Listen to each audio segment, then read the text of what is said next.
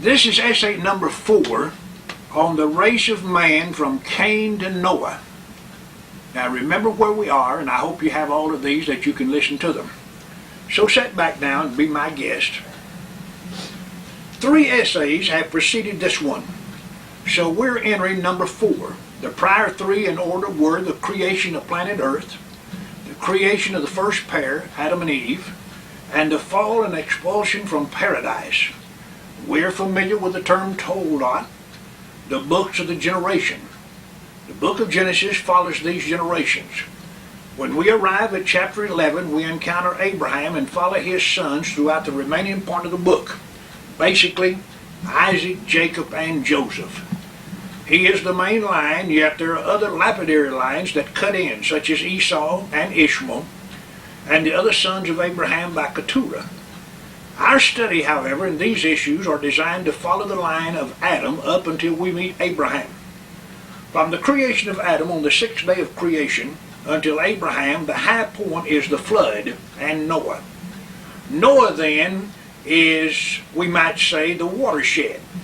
Before him we refer to the people in times as primeval. With the exception of him and his 3 sons and the 4 wives, that old primeval world perished. What Moses tells us here in these first 9 chapters is all the authentic history we have. Myths do abound. All people around the world have them and tell of them and cherish them, and every age added to them until they are blown out of proportion. Yet a close understanding of the account of Moses brings a little understanding truth or underlying truth to their surface. We are ready to start with chapter 5, verse 1, with the term book added to the word generation. The family of Adam and Eve had expanded to such proportions, it now takes a book to contain all the family heads. As the race expands, the book gives ways to registrars. Before we look into the book of Adam, turn to the first book of Chronicles. At this place we are removed thousands of years from Adam's original creation. The compiler of these accounts, that is, in Chronicles, was probably Ezra, after the return from Babylonian captivity in 536 BC. The occasion of these records was the attempt of Ezra to restore the Jewish worship after King Cyrus of the Medes and the Persians permitted the Jews to return to Palestine. Ezra was attempting to establish a legitimate priesthood which necessitated family records. All priests had to be of the tribe of Levi, so here in Chronicles are 9 long chapters of generations. Chapter 5 of Genesis, our starting point, lists the names and ages of 10 generations from Adam to Noah. Don't forget, this, however, was the primary line running through Seth. There was a collateral line, which ran through Cain. The 2 lines are known as sons of God and sons of man. Sons of God through Seth, sons of man through Cain, 2 lines, 2 branches off the original trunk of Adam. We said in the last writing, the tree of Adam was branching out. The earth is being filled with people. This is what God desired. He blessed them in chapter 1 for that purpose, to multiply and fill the earth. Look at verse 13, chapter 6. And God said unto Moses, the end of all flesh is come before me, for the whole earth is filled with violence through them. And behold, I will destroy them with the earth. And that he did by the flood. Noah was 600 years old when the waters raged. Verse 6, chapter 7. Adam was 130 years old when Seth was born and lived to be 930 years old. He lived then 800 after Seth's birth. Now if he, Adam, died the year Noah was born, note I say if, then from verse 1 of chapter 5 down through in verse 32 is 1400 years. If anyone doubts that we have ample material to write a treatise on, in only 31 verses, be reminded we're not only covering 31 verses, but 1400 years or more years of human history, violent history at that. While speaking of ages, Noah lived after the flood another 350 years, 600 before, 350 after. So Noah is very important in tying the 2 worlds together. That is, the one before the flood and the one after. To understand the Bible, we must know Noah. Not only was he a preacher of righteousness, the builder of the ark, a man who knew the earth before and the new earth after the waters had destroyed the primeval earth, but he was the first man to lay eyes on the new world. He and Adam had that in common. Both saw the earth before any other rational creature did. The characteristic which makes Noah of such interest to us was the gift of prophecy, of which God endowed him. Without those three short verses, 25, 6, and 7 of chapter 9, we would be lost in our attempt to understand and make sense of our world. But the Bible would also close its pages to us in addition. The study of history can be compared to a road one passes over as he moves from one location to another. And to assure ourselves we're not lost or not liable to get lost, we must keep clearly in sight the starting point and exactly where we are headed. As stated above, 1400 years lies ahead, out there before us to travel, and we do not intend to miss any of it. But if we get lost and confused, we will. We must be cautious, extremely cautious.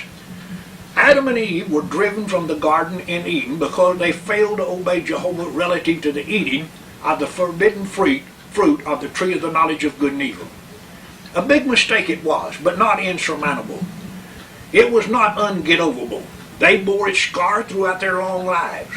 They were blessed with a large family, both sons and daughters, a number of which proved to be notorious. We all know the term notorious means well known or publicly discussed. They were then and even today, the family of Adam and Eve was continually and often discussed. Their family tree reads like a huge hoo-hoos, divided into two sections, those notoriously good and those notoriously bad. Too often we overly focus on the bad, but may I list a few of the better ones?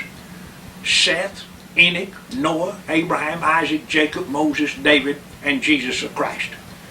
These are a sample of the sons and grandsons of whom Eve could boast. I'm aware of others' names, Nero, Hitler, Stalin, Mao, Attila, or lesser lights like Dylan or Manson. But as stars are light bearers, they fade into nothing when placed alongside the sun. So these two, when listed beside those great sons of Eve. After she lost Abel in that tragic event, another son, Seth, arrived. He was good, grew up to be an outstanding man and father of upright, decent, God-fearing men. Men of conviction, religious and concerned with others. A number of them were preachers, had insight into world trends, and gave their time and lives attempting to teach others of their folly and foolishness and leaving Jehovah out of their lives. But their efforts met with little immediate success. Instead of evolution, their age produced devolution. Not regeneration, but degeneration. And the world rolled downward toward decay and destruction. It destroyed itself, the world did.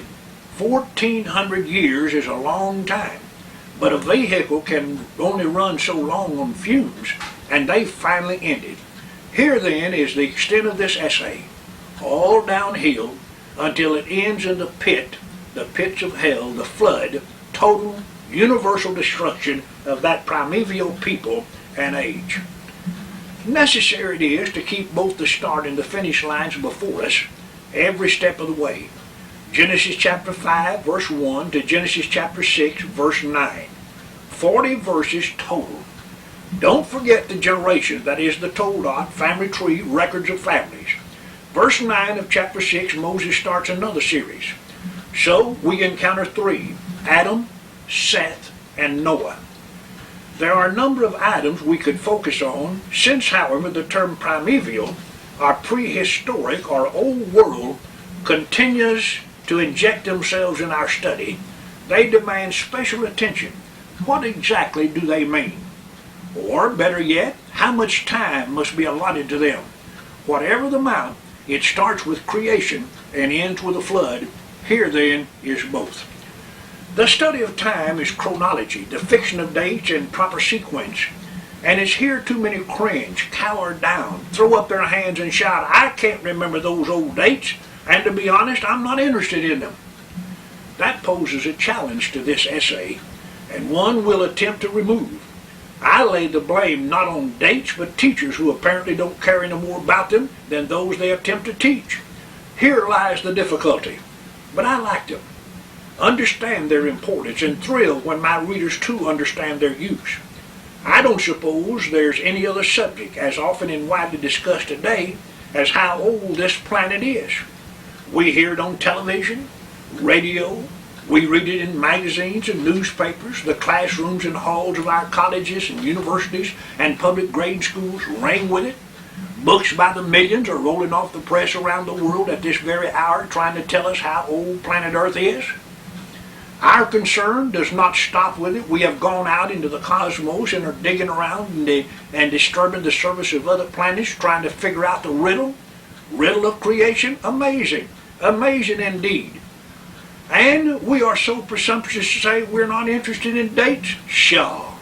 Tell it to somebody else. I don't believe it. Before now we attack the ages of these 10 patriarchs, look at verse 2. Male and female created he them, and blessed them, and called their name Adam. Both Adam and Eve were created day 6 of the creative week. Adam, however, was created or made before Eve outside the garden, she in the garden. He was formed of the earth, she of Adam's flesh and bone. It took both of them to constitute a completed man, a whole man, Adam. Don't forget the word Adam simply means man. Up to the point we have made Adam, until she was made, Adam was incomplete, one half of what God planned. The two of them two halves were necessary before the completed man appeared. Hence the statement of Moses, and called their name Adam. So this verse reverts back to verse 27 of chapter 1, also verse 7 of chapter 2. Moses is tying the documents together as we do when gliding from one paragraph to another. Without it, there would be no smoothness of composition. He started and starts with the origin of Adam and jumps 130 years until the next event in his life he sets about to delineate. That's the birth of Seth. This document he follows, and the material of this essay, deals with the race of man up and to including Noah. The title of this work starts with Cain and continues to Noah. We could have correctly substituted Seth and eliminated Cain, but it was the line of Cain which finally dominated and prevailed, bringing on the world's destruction. So the title. We meet the descendants of Cain in chapter 4, starting the line with Cain and ending with Lamech. The Adam line through Seth also terminated with a Lamech, but a different Lamech, the father of Noah. Don't confuse the two. Here are the names of 10 patriarchs: Adam, Seth, Enosh, Kenan, Mahalalel, Jared, Enoch, Methuselah, Lamech, Noah. These are called sons of God. But the other line running parallel are Cain, Enoch, Irad, Mehujael, Methuselah, Lamech. They are known as sons of man. Don't confuse and lose sight of who these names are and who they represent. They are heads of families, not kings, like a list of Roman Caesars. This thought will be expanded later. Also imagine them as progenitors from whom millions and possibly billions of people descended. Stay behind Moses. Do not jump ahead. Be content to follow. Let him lead. He has a definite goal before him. We must permit him to wade through mountains of material as he strives to reach it. These God-fearing people were not modern-day do-gooders who closed their eyes to the conditions of their world. They were well aware of the arbitrariness of the age, and through faith and hope they looked and longed for that promised seed of Eve, who was destined to bruise the serpent's head. Hear the words of Lamech, the father of Noah, when that son was born. This same shall comfort us in our work, and in the toil of our hands, which cometh because of the ground which Jehovah hath cursed. Verse 29, chapter 5. The statement no doubt carries a deeper meaning than the surface reading of it alone. The curse of Adam was the curse of the earth. It refused to respond to the work of man's labor, and was the only source of man's daily sustenances. Times were hard and getting worse every age, every generation. The number 10 carries throughout the Bible the idea of completeness. Here is the beginning of the 10th generation, and Lamech appears to be saying things cannot continue in this state of affair. They must get better, or all is lost. At this juncture, I venture two suppositions without any attempt to substantiate either. I will subsequently. First, man up to this stage, I refer to the sons of God, those God-fearing, God-respecting people trying to heed and follow God's teaching, were vegetarians and did not consume animal flesh.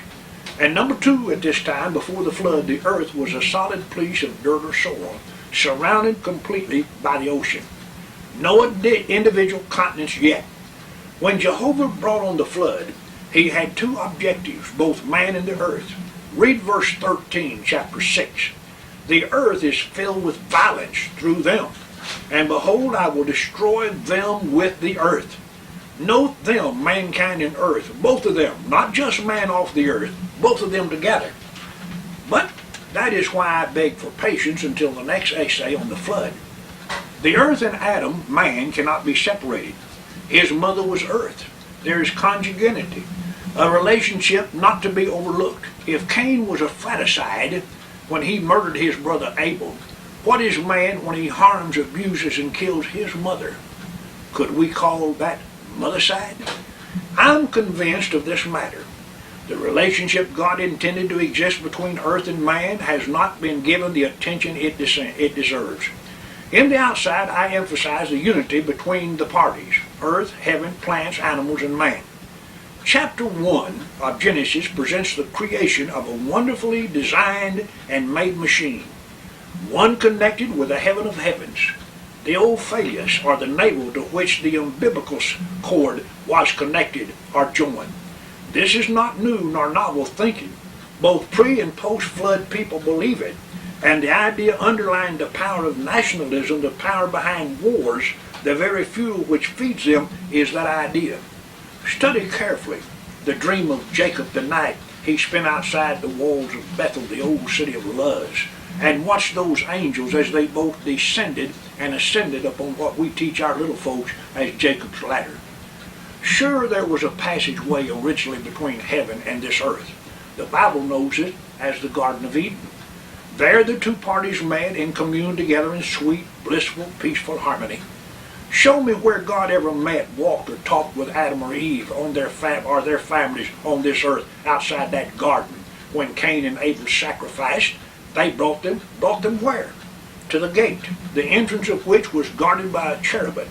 Later, when God's presence honored the Jews in the tabernacle, where was that presence? Did he walk those streets and lanes separating the tents of over 2 million people? Did he walk the streets of Jerusalem in the time of Solomon's temple? Has he ever condescended to walk with man anywhere upon this earth beside in the cool of the evening in that paradise of our first progenitors? If so, find it. If it can be done, the beauty and charm of the last of Revelation will be shattered. Faith will be destroyed. All the driving force of hope will be taken from the Christian. God's feet are too clean and holy to walk amidst the filth and foul corruption of earth. The city he will honor must have streets paved with solid gold. His throne in heaven is surrounded with a pavement of pure, clean, transparent glass, clear and sparkling as crystals, so clear one can see through it. Absolutely, he designed this earth to reflect his character. He made it originally to be an extension of heaven, tied with a cord through which the life of that wonderful country could flow. In less than 2,000 years, it had gotten so dirty, morally and viciously corrupt, he even contemplated destroying it completely. But out of his abundant goodness and overflowing compassion, instead of utter destruction, he washed it clean with water. Next time, there will be no water, no earth to wash, nothing but total, absolute destruction by fire. Once again, the elements of which this earth was originally made will revert to the state of chaos, and he again will make a new heaven and earth insulated from all sin. It will be unheard of, unknown there.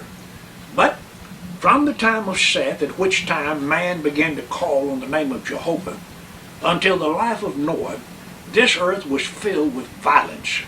The word means arbitrariness, based on one's preference, whim, capricious, not fixed by rules, left to one's own judgment or choice. Millions and billions of people roaming around like cattle, recognizing no rules, no laws, without any standards whatsoever. No wonder the All Holy One said, "It repents me that I ever made them." Here then is the race of man from Cain to the flood.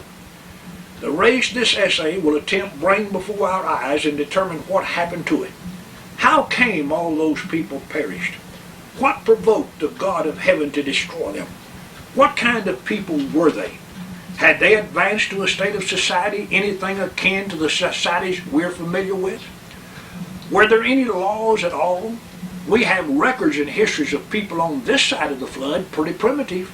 People who had not advanced too much higher than packs of vicious animals. Was that world and those people that backward and primitive? Does Moses give us even the slightest of clues to help us in our wondering? Maybe. There may be more lying before us than we realize. Oftentimes the plain or simple we overlook, for we tend to favor the more difficult. Too often we hunt for big, profound sounding words to try to express our thoughts, when a little simple one will do the job much better. So these first few chapters of Genesis may have in them details and explanations too many of us are hunting for in old musty volumes of antiquity. Hunt no more. Rumble? Stop the rumbling. Leave those old time-worn, antiquated potsherds where they belong, on the shelves of those useless, forgotten archives, tombs of ages and people lost, past, and gone forever, never to be resurrected until the Son of Righteousness brings all hidden things to light. Jehovah God, the Creator and Upholder of all things, world too numbness to even contemplate, has not left himself without witness. A flower here, a tree yonder, a storm up high, rumblings below, his ever-living word before us. Let the sons of God doubt and hunt and probe, but the sons of God possess the records. We read and study the accounts logged and preserved by men who were there, saw with their own eyes, heard the sounds, felt the emotions, feelings too strong to fade with time. Eyewitnesses, if you will, men like Adam and Noah, and the little baby floating down the Nile who grew up to be the great Moses. Why would anyone seek more?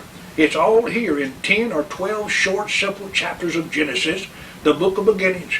Excuse, please, the diversion, but even the more serious can profit from a little pastime of amusement. We are following a thread from creation from Adam to Abraham. But threads, if I remember the definition of which states a spring-like length of material made up of two or more fibers or strands. With this in mind, we must not overly focus on just one of the strands. There are two. One sin, the other grace, the grace of God, and sin of man. Did not the great apostle Paul tie the two together? Where sin abounds, he said, grace more. We usually think of grace following transgression, but I submit that's wrong. Grace preceded sin. It was God's grace that caused him to make provision for sin before it happened. That was before creation. The two concepts must never be separated. They go hand in hand. God, grace, sin, man. So, as we follow this 1400-year road down toward the pit, alongside the other road rises upward toward the cross, the pit, and the cross, God, man. In between the God-man, a unique figure in which both sin and grace meet. Lose sight of him, Moses and his story of the beginning falls flat. Beginning, did we say? Yes. Genesis is a book telling of the beginning, and the greatest of all of them is the beginning of the manifestation of God's grace. We hear it first in his words to Eve in the pronouncement of the curse. Her seed would bruise the serpent's head. Next we saw it in those coats of skin Jehovah made for them. And we felt it when Abel's sacrifice was accepted.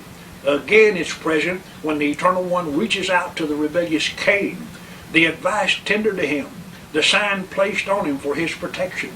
Also when Seth was given Eve to replace her murdered Abel. Had he not been, the reference or promise concerning her seed bruising the serpent's head would have failed. Again, when Jehovah took Enoch inside of many witnesses, The translation proved to them something of the limited power of death. That death was not supreme, not the ultimate. I'll not talk of Noah and the salvation of those righteous persons. It is yet to come. The thread we follow, then, has more than one fiber or strand. Grace is then, if I may venture another figure, the lights evenly spaced along the shoulders of an otherwise dark and dismal road, which runs down toward the flood, the outward manifestation of the inward working of God's attitude toward sin and the unrestrained lives of his creatures: Adam, Seth, Enosh, Canaan, Mahalalel, Jared, Enoch, Methuselah, Lamech, and Noah. 10 bright lights, beacons shining through the fog, darkness, gloom of years of disappointment to God, and helping us thousands of years removed from that age to understand what one, as we are wont to say, little insignificant act of eating some kind of forbidden fruit caused. Forget the fruit. Focus on the violation of a positive command. In one word, disobedience. If we fail to grasp this point, the story is pointless. The purpose of an essay is provocative. The design to stimulate, to provoke thought, to activate the mind and raise questions. Such is the charm of this literary form. I'm satisfied, as I pause occasionally and survey the material introduced, that the borders are pretty well established. The extent of pace allotted is before them. As stated a number of times up to this point, Moses was a master storyteller. We see the length and breadth, the size of his canvas. The outline is plain. His picture contains the earth, the skies, creatures of all kinds, divers classes of people. These are couched in and clothed with intangible qualities, qualities beyond sensory experiences, only in thought, the realm of mental perception, the world of the mental and moral philosopher, qualities such as love, hate, envy, jealousy, right, wrong, sin, righteousness, relationships, actual spatial distances between tangible, real objects. Here is the power of colors, a certain blend, a unique shade to enhance the primary ones and fuse them unperceptibly. Artists are skilled in the use of colors. So Moses, aided and guided by the Holy Spirit, a skilled craftsman he was. But we as readers must bring before his work a sense of appreciation of his craft. Otherwise we will simply stand and gaze with no empathy, flow of emotions between the two of us. This, I think, is what's happening in too many of us as we approach this section of the Bible. The word empathy is interesting. It's the ability to translate, to project, especially feelings and emotions, the blending of personalities or attributes of objects with feelings and emotions of oneself. These first 11 chapters of Genesis are filled with people, real flesh and blood people, over 2,000 years of them, as diverse as people today. They were God's people. He loved them and cared for them and showed them he did. But all of them were not like Jehovah. They did not reciprocate. As a matter of fact, they grew to deny his very existence, push him completely out of their minds. When that happened, they became senseless. That's what he called them. I think in a prior essay we referred to them as hollow shells, plastic statues, with a likeness of him but no image. But there were a few who called on his name. It was at that point the line actually split, divided into two, thereafter known as sons of man and sons of God. They were the first sons of man Moses introduces us to. They came through Cain. They were not dull, nor devoid of interest. They took a lively interest in the world, made useful contributions that even God's sons used to profit. It was those people work was classified and systematized, and I may say specialized.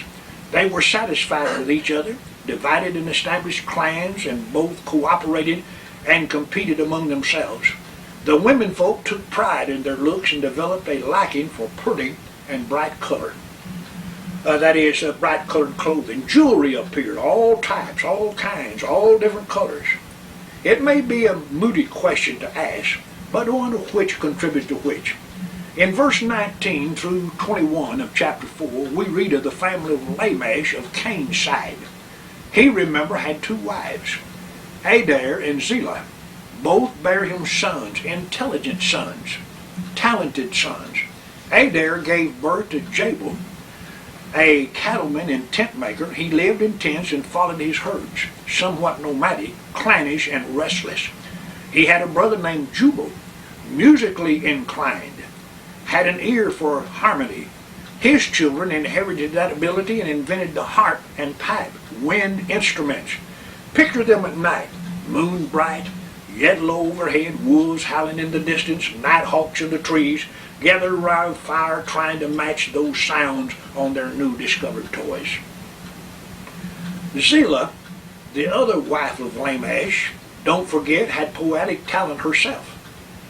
She bare a son she named Tubal-Cain, and a very beautiful daughter, Naamah. The son Tubal-Cain was an amateur chemist, an inventor, and no doubt a successful entrepreneur. He forged all types of instruments out of brass. Brass is an alloy. An alloy is a mixture. He experimented with different fundamental elements until he came up with brass, a mixture of copper and zinc. I just imagine Naamah, his sister, was often around his furnace, asking questions or offering advice. That stuff he poured out was pretty. She liked it. She fed his ego and bragged that he could make anything. I can imagine her running in one day with a handful of weeds and asking him to make her something like them. They were bright, yellow, and orange, had little short spurs on them with a pod that opened at her touch. Simply jewelry weeds. We know names were very special to primitive people. As they are analyzed, much is learned. Naamah means the lovely, and the mention of her name, or her by name, seems to point up her looks and charm. The Romans in their pantheon included Vulcan, their smith god, named after Tubal-Cain. Look at the formation of the name Vulcan. Drop the first two letters in Tubal and change the B to V, which they often did, and it's easy to come up with Vulcan. The same process works in the name of his Tubal-Cain's mother Zillah. It carries the sound of hissing and signifies a bell or a tinkle. Look at 1 Samuel 3:11 and 2 Kings 21:4. Both passages talk of the tinkle of the ears. Zillah, the mother of Naaman, has through the ages been referred to as a songstress, and the daughter as the writer of lamentations and funeral songs. Lamech has the honor of being the writer of the oldest piece of poetry ever written. The family no doubt was blessed with musical abilities. We must not leave the impression that the world at this stage was not civilized. Such is not the case. May, as I say, as I often do, be patient. When we discuss the dispersion around the Tower of Babel, this matter how advanced that world was will be given ample attention. The two branches of Adam's offspring did not completely separate. Having no contact at all, they did keep in touch. The similarity of names show this to be the case. Too many imagine those people before the flood as savages, running around in loincloths, half naked, carrying big sticks, eating raw, bloody, squawking, still alive animals as old alley-oop in the funny papers, dragging their women folks behind them by their hair. If you be one of these, get that picture out of your mind. Nothing is further from the truth. And before we expel that way of thinking, it's necessary for us to figure a little. So, get out your pencil, take a clean sheet of paper, and figure with me. Turn to chapter 5. Here are the name of 10 generations and dates and ages attached to them. Adam heads the list. He was 130 years old when Seth was born. Adam was created the 6th day of the creative week of chapter 1. So both he and this planet Earth had existed 130 years. Seth was born and lived 105 years and had a son, Enosh.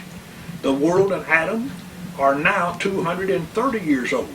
Now Enosh lived 90 years and produced a son, Kenan.